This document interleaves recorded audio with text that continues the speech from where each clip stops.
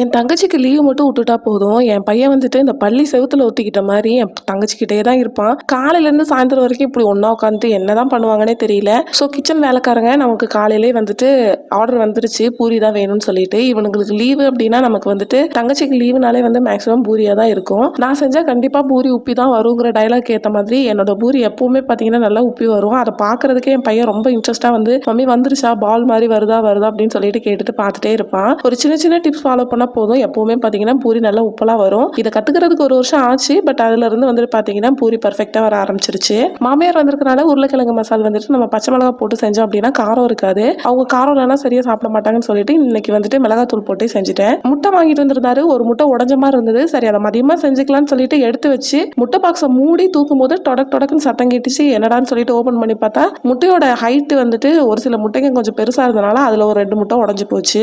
வந்துட்டு ஆம்லேட் போட்டு பையனுக்கு கொடுத்தாச்சு.